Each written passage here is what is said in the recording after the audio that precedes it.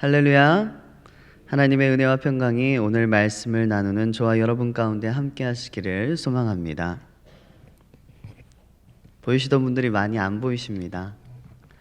네, 여러분, 신앙이라는 게 마라톤이기 때문에 여러분들의 몸 상태를 잘 봐가면서 또 여러분들의 다들 사정도 있으시니까, 그래서 여러분들이 보시면서 내가 이제 하마나도 참여해야 되고 주일 준비도 해야 되고 이런 것들 다들 잘 생각하셔가지고 잘 몸 관리를 하시기 바랍니다. 그래도 안 보이면 서운하죠. 오늘 말씀 보면 열왕기하 6장의 말씀은 금도끼 은도끼는 아니고 쇠도끼를 찾은 이야기로 시작이 됩니다. 지금 엘리사의 이적 이야기가 계속되고 있는데요. 이 이적 행진은 어제 말씀드렸던 것처럼 첫째로는 하나님께서 이 백성에게 어떻게 행하셨는가, 그리고 둘째로는 엘리사의 영적 리더십을 세우는 이야기, 이 두 가지 내용을 가지고 진행이 됩니다. 엘리사의 선생님이었던 엘리야가 어떤 자였습니까? 엘리야는 정말 위대한 선지자였습니다. 그와 같은 선지자가 없을 정도로 굉장히 위대한 선지자였습니다. 그래서 그의 뒤에 일한다는 것은 참 어려운 일이었습니다. 전에 한창수 목사님이 오셔서 비슷한 이야기를 하셨던 게 기억나실 거예요. 여운학 장로님 뒤에 일해야 되는 것이 마치 모세의 뒤를 이어서 일해야 되는 여호수아가 된 것처럼 참 두렵고 어려운 일입니다 라고 말을 하셨습니다. 마찬가지로 엘리야의 뒤를 이어서 일해야 되는 엘리사도 두렵고 떨리는 일이었습니다. 뭐든 앞사람이 좀 잘하면 뒷사람이 더 떨리잖아요. 뒷사람이 좀 더 피곤해요. 만약에 천사찬양대가 어딘가에 초청받아서 이렇게 찬양을 하러 갔어요. 근데 앞에 사람이 순서가 임영웅이에요. 여러분, 저도 찾아보다가 놀랐는데 임영웅이 109주째 전체 아이돌까지 포함해가지고, 아이돌들은 투표를 많이 하잖아요. 근데 아이돌까지 포함해가지고 109주째 1위랍니다. 정말 대단하죠? 109주니까 1년이 52주니까 2년 넘게 혼자 계속, 그리고 표차가 좀 많이 나서 계속 1등을 할 것 같다고 예측을 하더라고요. 참 대단합니다. 임영웅이 제 앞에 있다고 생각해 보세요. 누가 그 뒤에 서고 싶겠어요? 다 그 자리를 피하고 싶죠. 게다가 엘리야에게는 많은 선지 생도들이 있었습니다. 갈멜산 전투가 있은 이후에 로뎀나무 아래에서 낙심하고 있는 엘리야에게 하나님께서 혼자가 아니라 바알에게 무릎 꿇지 아니한, 그리고 입 맞추지 아니한 자 7천을 남겨두시겠다고 말을 하잖아요. 그 후에 엘리야가 엘리사를 부르러 가는데, 이때부터 엘리야는 내가 혼자 하다가 내가 넘어질 수가 있겠구나를 인지합니다. 그래서 이때부터 선지자 학교를 세워서 후학들을 양성하기 시작합니다. 이 선지자 학교가 길갈, 그리고 베델, 그리고 여리고 여러 곳에 세웠는데요. 이 선지자 학교에서 엘리야에게 가르침을 받던 선지 생도들은 모두가 하나같이 이제 곧 엘리야 선지자가 승천하게 될 것을 알고 있었습니다. 열왕기하 2장에 보면 그렇게 나와 있죠. 열왕기하 2장 3절과 5절 가보면 다 알고 있어요. 곧 승천하신다는데 엘리사 당신이 알고 있습니까? 이렇게 물어봐요. 이것은 그들 모두가 하나님께로부터 어떤 계시를 받을 수 있는 영적 수준에 도달했다는 것을 보여주고, 동시에 엘리사에게 그렇게 묻는다는 것은 엘리사의 권위는 인정한다는 거예요? 안 한다는 거예요? 안 한다는 거예요. 나도 엘리사 당신처럼 하나님의 말을 받습니다라는 뜻입니다. 엘리야의 선지 학교를 통해서 하나님께서는 참된 진리를 선포하고 계셨고, 그 선지 생도들은 그것들을 잘 배웠습니다. 잘 양육되고 있었다는 뜻이죠. 문제는 아까 말했던 것과 같이 똑똑하고 아는 게 많으면 말을 잘 안 들어요. 알고 있는 게 많기 때문에. 저희 집에도 한 분 계세요. 이대 나온 여자예요. 여기까지만 할게요. 오늘 제가 밥을 먹어야 돼서. 이 엘리야의 제자들은 하나님께서 자신들에게 말씀하신 것이 있었기 때문에 엘리사의 말을 들으려고 하지 않습니다. 제자들은 엘리야가 하늘로 올려진 것을 엘리사를 통해서 들었어요. 본인들이 본 건 아니고 엘리사를 통해서 들었는데 계속 엘리야를 찾으려고 합니다. 자기들이 하나님한테 안 받았다 이거예요. 올라간다는 사실은 알았지만 내가 그 사실을 목격하지는 못했다는 거죠. 그래서 무리가 엘리사가 부끄러워하기까지 간청합니다. 그래서 찾으러 나갑니다. 찾습니까? 못 찾습니까? 못 찾습니다. 엘리사도 약간 뒤끝이 있는 사람이에요. 엘리사도 뭐라고 말하냐면 이르되 내가 가지 말라고 이르지 아니하였느냐. 내가 가지 말라고 했는데 왜 내 말을 안 듣냐 이 뜻입니다. 이렇게 약간 신경전이 있는 걸 2장에서는 확인할 수가 있습니다. 영적인 권위가 올바로 세워지지 않았기 때문에 나타나는 현상입니다. 그런데 오늘 본문을 보니까 이제 이 영적인 리더십이 서서히 잘 이양되고 있음을 보여줍니다. 본문 1절을 보니까 선지자의 제자들이 엘리사에게 이르되 보소서 우리가 당신과 함께 거주하는 이곳이 우리에게는 좁으니라고 나와 있습니다. 엘리야라는 걸출한 선지자가 없으면 와해되어 버릴 것 같았던 선지 학교가 어떻게 된다고요? 좁아졌습니다. 컸던 게 좁아지진 않겠죠? 부흥하고 있다는 뜻입니다.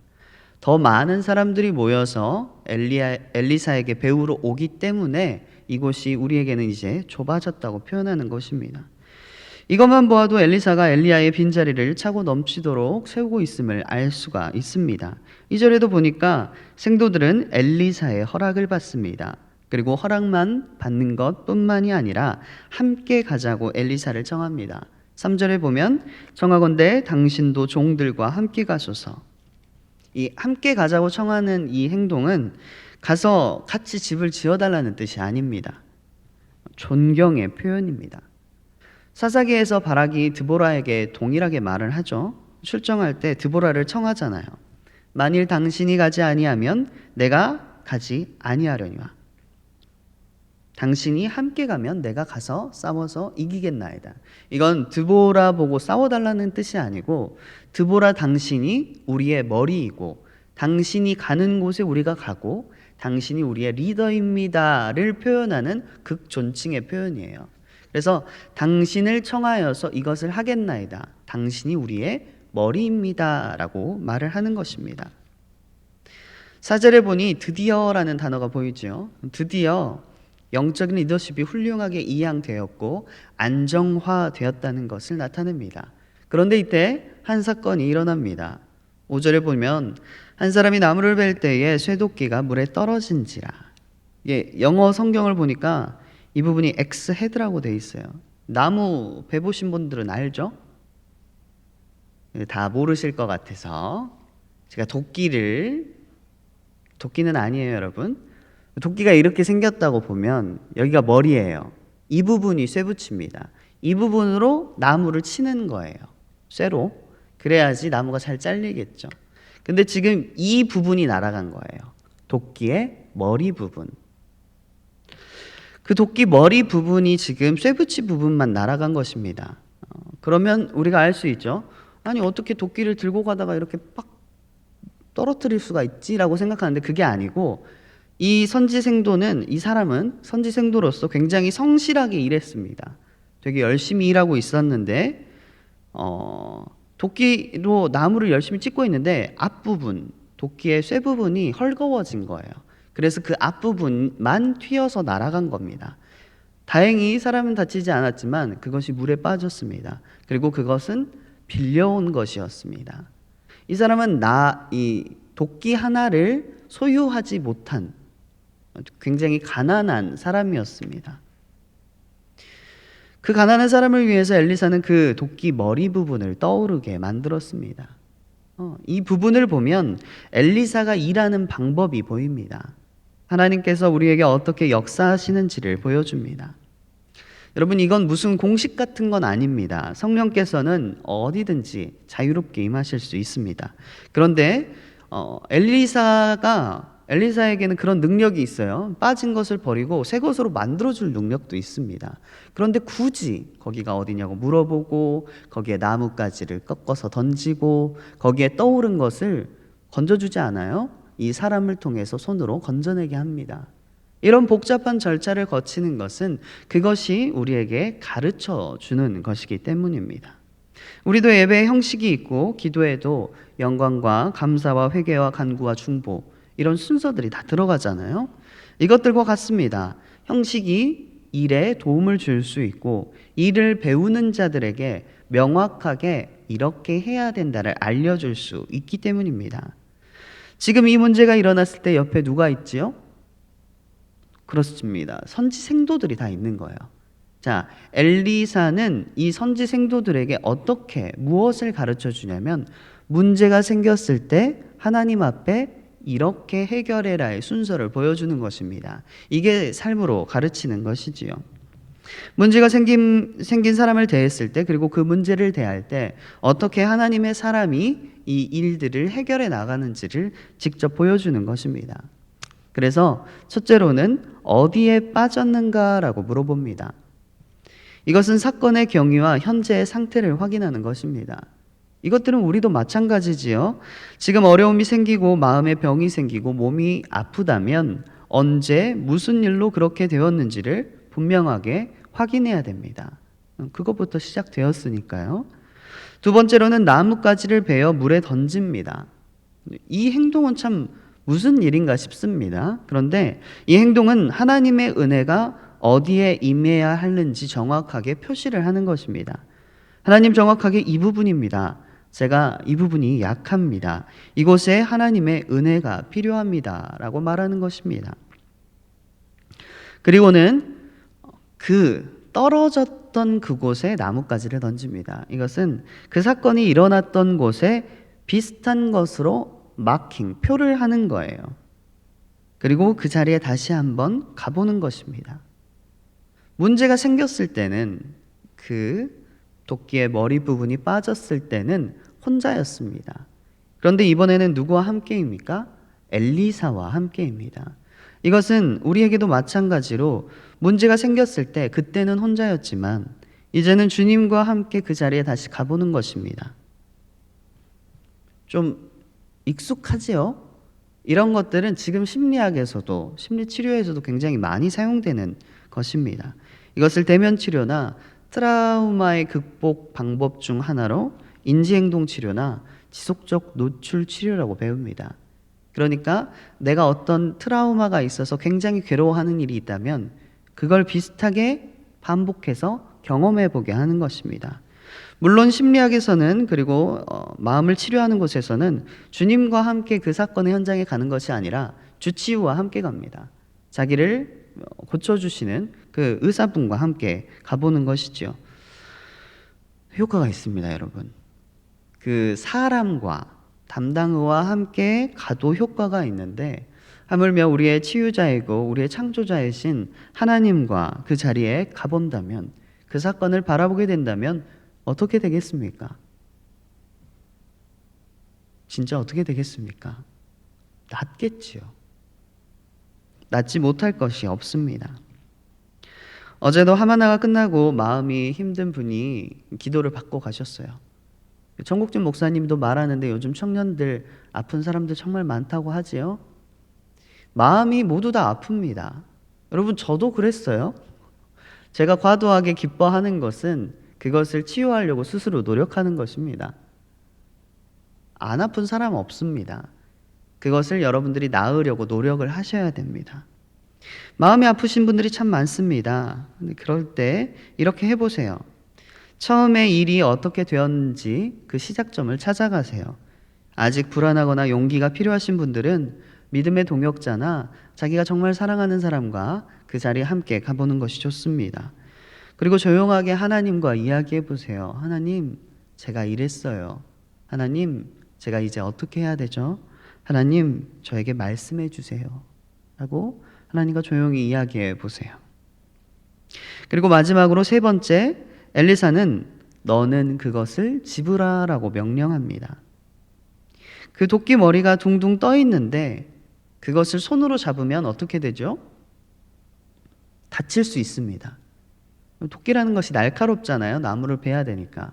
거기에 이제 손잡이를 대서 그 날카로운 것으로 나무를 찍는 것인데 그 도끼 머리만 둥둥 떠 있다면 당연히 다칠 수 있습니다. 그런데 그것을 뭐라고 합니까? 너는 그것을 집으라라고 말을 합니다. 그리고 이 사람도 주저없이 그것을 손으로 짚습니다. 이것은 여러분 다칠 수도 있습니다. 분명 제가 말씀드린 이 트라우마 치료 방법은 이렇게 다칠 수 있어요. 힘든 사건들이 떠올라서 더 힘들어질 수도 있습니다, 여러분. 그런데 그것을 집으라는 거예요. 결국 그 문제를 해결할 사람은 자기 자신입니다. 그것을 집을 때에 자기 자신이 난 마음의 준비가 되었구나 집을 수가 있는 것입니다. 바라기는 여러분도 용기를 가지고 손을 내밀어 잡으시기를 축복합니다. 고칠 수 있습니다. 회복될 수 있습니다. 제가 그랬다니까요. 안 믿겨지시잖아요. 그런데 다 나을 수 있습니다. 지금까지는 엘리사가 이 개인의 문제를 다루는 방법을 가르쳐 주었다면 8절부터 23절까지 말씀은 나라의 문제를 다루는 방법을 생도들에게 가르치고 있습니다. 그 방법은 적을 친구로 만드는 것입니다. 제가 로마의 평화와 이스라엘의 평화 다른 부분을 말씀드렸었죠. 로마 같은 경우는 적을 죽여서 없앱니다. 그런데 이스라엘의 하나님의 샬롬은 어떤 평화입니까? 물리적이지 않아요. 근데 정신적으로 오늘 엘리사와 같이 이 적들을 친구로 만들어 버려요. 자, 적이 있었는데 친구가 됐어요. 적이 있어요, 없어요? 없어요. 그렇게 평화가 이루어지게 되는 것입니다.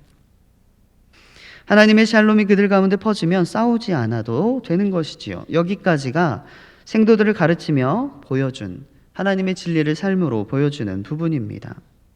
그리고 24절부터는 다른 이야기가 시작됩니다.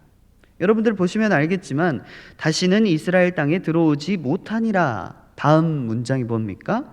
이후에 아람 왕 베나닷이 그의 온 군대를 모아 올라와서 사마리아를 에워싸니.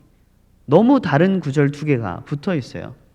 절대 이제 침범하지 못하였다라고 써져 있는데 그 뒤에는 바로 침범했다라고 적혀 있습니다.